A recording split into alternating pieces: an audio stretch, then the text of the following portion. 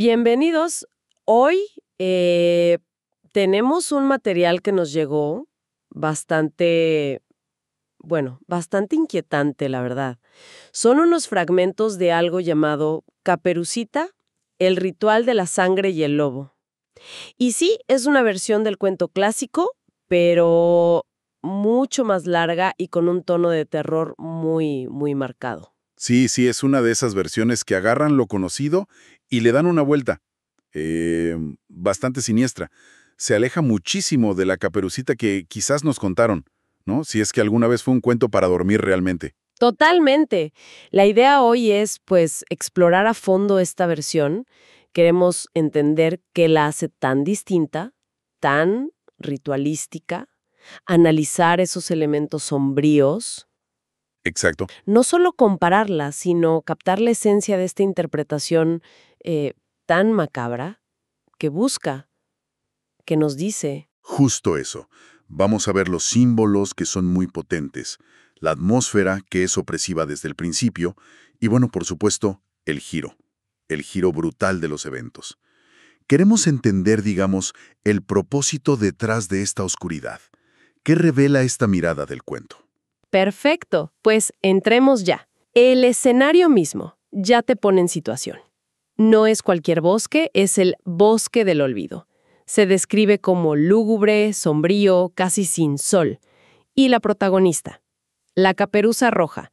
El texto aclara rápido que la capa escarlata no es ternura. Dice, cito, era la insignia de la transición, el presagio de la sangre. Uf, El único destello de vida en un mundo de grises y sombras. ¿Qué? ¿Qué manera de empezar? es que subvierte todo desde el inicio. Esa capa, que usualmente es como un punto de vida, aquí es casi una marca sacrificial. Eso de transición y presagio de sangre la conecta a un rito de paso, pero violento, no a la niñez, le da otro peso, ¿no? Sí, totalmente. Y el bosque, claro, no es un fondo. Es un personaje más, cargado de fatalidad. Y esa carga sigue con la misión. La canasta. No lleva cosas ricas, lleva pan duro, un frasco de leche, o sea, supervivencia pura. Pero lo que me dejó pensando fue la advertencia de la madre. Escucha esto. No te desvíes, no te detengas. Y si alguien te pregunta, miente. Mentir, como instrucción. Claro, eso cambia todo el juego. Te sugiere un mundo donde decir la verdad es, peligroso. La mentira como herramienta para sobrevivir. Ya desde niña.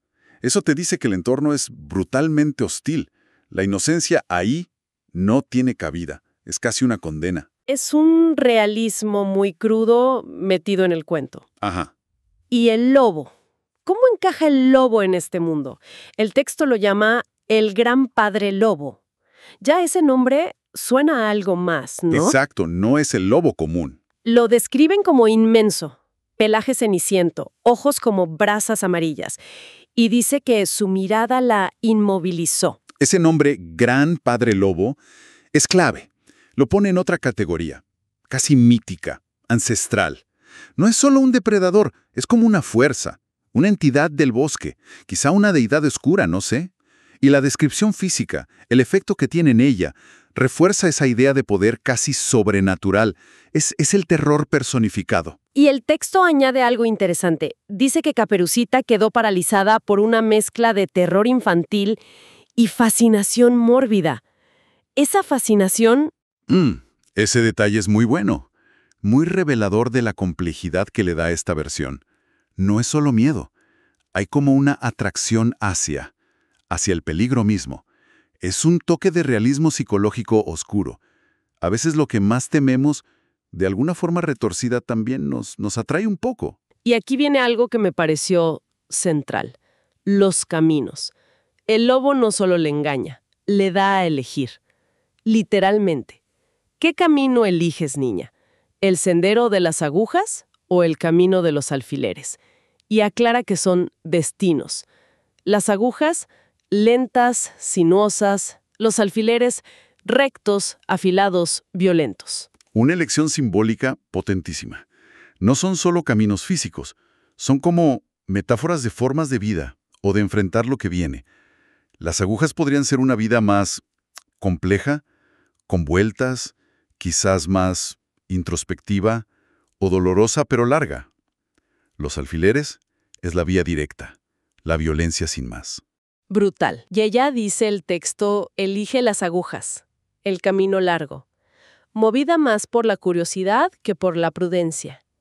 El lobo, obvio, toma los alfileres. ¿Es la curiosidad su perdición aquí? En este mundo tan hostil, parece que sí. La curiosidad, que normalmente vemos como algo bueno, aquí es fatal. Una imprudencia. Su lección, aunque parezca más poética, digamos, es la que le da tiempo al lobo. Sella el destino de la abuela y el suyo, sin saberlo. Y el lobo, claro, como esa fuerza oscura, va a lo directo, a lo brutal, sin sutilezas. Y esa brutalidad estalla en la cabaña. El texto es muy crudo. Dice que cuando el lobo llega a donde la abuela, no hubo engaño, no hubo diálogo, hubo un grito ahogado. La mata. Así nomás. Pero lo que sigue, es todavía peor. Sí, describe una maldad ritual. La desmembra, pone la carne en una fuente, guarda la sangre en una botella. Esto va mucho más allá de cazar para comer. Es una profanación deliberada. Exacto. Ritual. Esa es la palabra. No es solo matar. Es casi ceremonial en su crueldad. Preparar los restos así tiene una intención que no es solo el hambre. Claro, Es como profanar el cuerpo, el linaje, el hogar. todo. Exacto. Es metódico. Convierte el asesinato en algo más profundo y terrible. Y la forma en que deja la carne y la sangre ya te prepara para lo que viene después con Caperucita. Anticipa el error que sigue, el canibalismo. Uf, Y después de esa carnicería, viene la parodia. El lobo se pone la ropa de la abuela, la cofia, el camisón, se mete en la cama. El texto lo llama parodia macabra de la vejez. Y añade que en la mesa hay un mantel ensangrentado. es una burla grotesca. Ponerse la ropa de la víctima después de descuartizarla le añade una capa de perversidad psicológica tremenda. No es solo un disfraz para el engaño, es humillación post-mortem. Es reírse de la abuela, de lo doméstico, de la vejez frágil. El mantel ensangrentado es la cereza de ese pastel macabro. Entonces llega Caperucita. El lobo la hace entrar con la frase clásica, tira de la aldaba, querida. Ella nota un olor raro al entrar.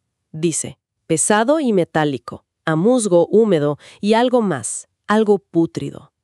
Son señales, ¿no? Señales clarísimas, que ignora o no puede procesar. Y aquí viene el clímax del horror, psicológico y físico. El lobo disfrazado le invita a participar de esa profanación. Ven, hijita, hay carne en la despensa y viro para la sed. Y ella come la carne, bebe la sangre de su propia abuela. El texto lo dice así, directo. Mordió la carne de su propia carne, bebió la sangre de su linaje. Es difícil pensar en algo más transgresor. Es el punto de no retorno, la profanación total, ya sea por inocencia, por negación, por un trance, comete el acto de canibalismo, sin saberlo quizás. Es la destrucción completa de la familia, la identidad, lo sagrado. Una imagen, potentísima, muy perturbadora. Y en medio de todo esto hay un detalle curioso. Un gato. Interviene un gato. Dice que es el único que dice la verdad. Puerca, estás comiendo el cuerpo y bebiendo la sangre de tu abuela. Pero Caperucita no le creyó o tal vez no quiso creer. ¿Qué hace ese gato ahí? El gato en el folclore suele ser un ser como intermedio, ¿no? Conectado a otros mundos, a la intuición. Aquí es como la voz de la conciencia. La verdad brutal que nadie quiere oír. Pero ella está. Bueno, demasiado metida en el horror. O en la negación. Rechazar esa verdad es un mecanismo de defensa, ¿no? Ante algo insoportable. Claro, aceptarlo sería La locura. El gato es esa verdad incómoda que a veces preferimos ignorar. tremendo. Después de esa comida terrible, el lobo le dice que se desnude y que se acueste con él. La amenaza es directa. El fuego te quemará el alma si te resistes. Y cada prenda que se quita, el lobo le dice que la tira al fuego. Ya no la necesitarás. La capa roja es la última. Ese despojo es la pérdida total de identidad. No es solo quitarse la ropa, es deshacerse de todo lo que era. Cada prenda al fuego es un pedazo de ella que se va. Y que la capa roja, esa insignia de transición, sea lo último, marca el final de ese viaje horrible. La transición se completó. Es la aniquilación simbólica antes de la física. Y entonces, desnuda, en la cama con el monstruo, vienen las preguntas clásicas. Pero en este contexto. ¿Qué pies tan grandes tienes? ¿Qué hombros tan grandes? Hasta los dientes. Ya no es un juego. Es casi un lamento, un requiem. Son las últimas constataciones del horror, antes del final. Cada pregunta confirma la monstruosidad que tiene al lado. Una monstruosidad que ella, sin querer, ayudó a consumar. Y el final es abrupto. Total. A la pregunta de los dientes, el lobo ruge. Son para tragarte entera. Y la devora. El texto lo subraya mucho. En esta versión no hubo intervención divina ni cazador tardío. Fin. No hay rescate. Esa ausencia de rescate es fundamental para el mensaje aquí. Rompe la estructura del cuento de hadas, donde todo se arregla. Aquí no, aquí la oscuridad gana. Completamente. La brutalidad final, la falta de redención, subrayan esa visión pesimista, desoladora. Es un final sin concesiones. Muy duro. El epílogo sigue en esa línea. Describe al lobo durmiendo, saciado con la carne de 2 generaciones. La cabaña queda ahí como una trampa latente. Y la moraleja que da el texto es muy distinta. Dice que este cuento se cuenta, no para advertir sobre extraños, sino sobre la ineludible oscuridad que espera a los ingenuos en el corazón del mundo. Eso es un cambio radical. Ya no es una lección práctica de no hables con extraños. Es una declaración casi filosófica sobre el mal, como algo inherente al mundo, y sobre la ingenuidad no como algo tierno, sino como una vulnerabilidad fatal ante esa oscuridad. Entonces, si intentamos resumir las claves de esta versión tan perturbadora, ¿qué diríamos? Yo veo el tono ritual, casi pagano, de la violencia. Sí. La crudeza extrema que llega al canibalismo, la falta total de esperanza, sin cazador, sin rescate. Y sobre todo, ese cambio en la moraleja, ¿no? Hacia algo más existencial, más sombrío. Estoy de acuerdo. Esos son los pilares. Pasa de ser una advertencia sobre desobedecer o sobre peligros de afuera, a ser una reflexión sobre la oscuridad que está adentro, digamos, sobre la fragilidad humana ante eso. Y quizás sobre la inevitabilidad de ciertos horrores. La violencia aquí no es un accidente. Parece ser la norma de ese mundo. Lo cual nos deja pensando, si esta versión tan oscura, que quizás se parece más a variantes antiguas del folclore, resalta esta oscuridad inherente y el peligro fatal de la ingenuidad, ¿qué nos dice sobre para qué servían originalmente estos cuentos? ¿Eran de verdad para niños? Es una pregunta excelente, sí, para reflexionar. Quizás estas historias, en sus formas más crudas, no eran tanto para educar niños como para expresar miedos muy adultos, muy profundos de la gente que los contaba. El miedo a lo salvaje, a la violencia que puede surgir de pronto, a la fragilidad de la vida, a lo desconocido que acecha incluso en lo familiar. Eran como una forma de procesar miedos colectivos. Y conocer esta versión tan brutal, tan sin esperanza, ¿cómo crees que afecta nuestra idea general de Caperucita Roja, que es todo un ícono cultural? ¿La vemos distinto ahora? Creo que sí. Inevitablemente le añade capas. Nos recuerda que debajo de la versión que nos llegó, más infantil, más dulce a veces, puede haber un núcleo, mucho más oscuro y perturbador. Nos obliga a cuestionar esa simplicidad aparente. Quizás Caperucita no es solo inocencia en peligro, quizás es también un vehículo para explorar temas mucho más profundos y aterradores sobre nosotros mismos y el mundo. Es algo que, sin duda, te deja pensando.